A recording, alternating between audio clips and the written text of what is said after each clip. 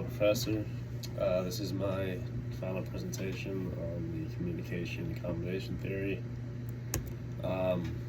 So what is it?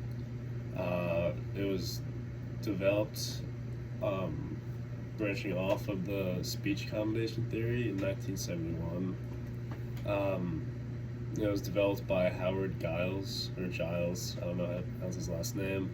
But at the time, he was a professor of communication at the University of California, and the way he explains it is when people try to emphasize or minimize the social difference between whoever they're talking to, whatever group of people they're with.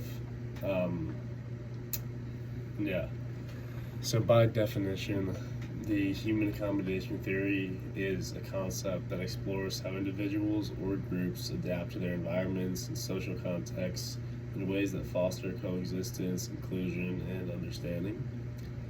So for example, the way I'll describe it, speaking off my own self, if I was sitting in the room with my closest friends, I would be probably a little louder, a little more social, maybe a little more out there and throwing my hands around and being funny, whatever. And if I was with a group of people I didn't know very well, maybe I'd be a little more shy, a little more quiet, not as social, not as loud, not starting as many new conversations, whatever it might be. So my first abstract is called The Second Language Learners' Listener Impressions of Foreigner-Directed Speech. And the findings of this study, investigated how second language learners, or L2 learners, of English interpret different speech accommodation styles. This was an experimental method that involved 4 types of speech accommodation styles spoken by 4 different people. The participants included 36 language learners who judged casual speech as the least intelligible, competent, and friendliest. And the results are useful because they revealed how second language learners experience various speech accommodation strategies. And my evidence-based recommendation after reading the article would be to enhance the language learning environments with foreign-directed speech and to incorporate social, cultural context in teaching. So, for example, using clear, exaggerated speech patterns that are specifically tailored to second language learners, specifically second language English learners. And my second abstract is law enforcement encounters.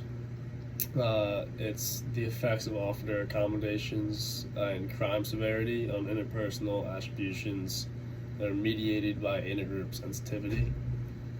My findings of this study investigated appraisals and reactions of people toward police officers with different communicative behaviors during traffic stops.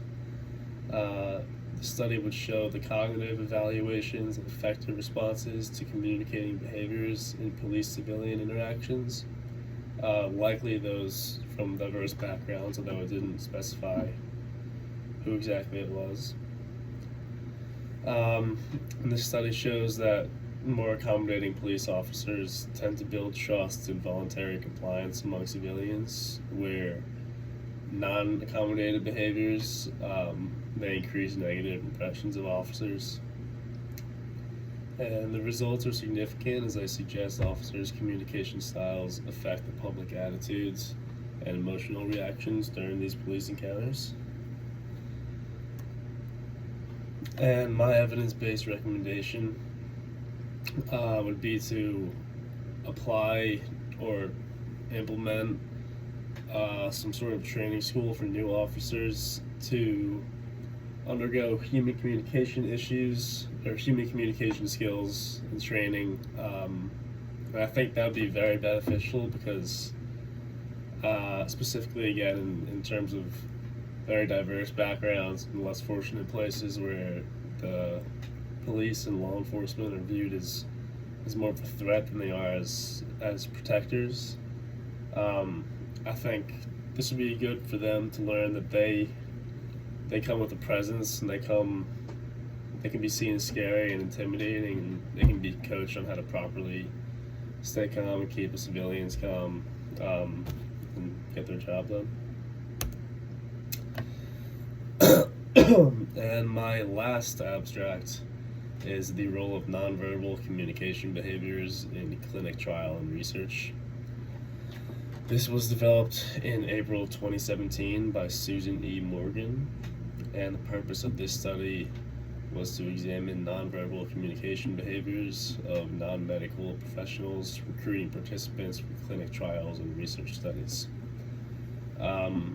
So, to sum it up, it investigated how recruiters use nonverbal cues to engage with potential participants within the framework of the communication accommodation theory, or the CAT, the CAT.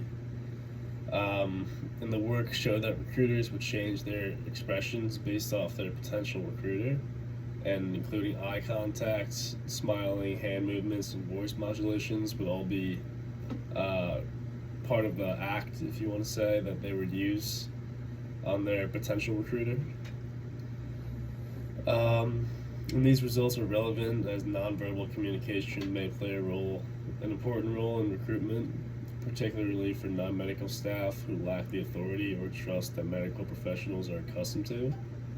So organizations using these findings in healthcare and research could aim to train staff on effective nonverbal communication to improve that client-participant interaction. And that's it.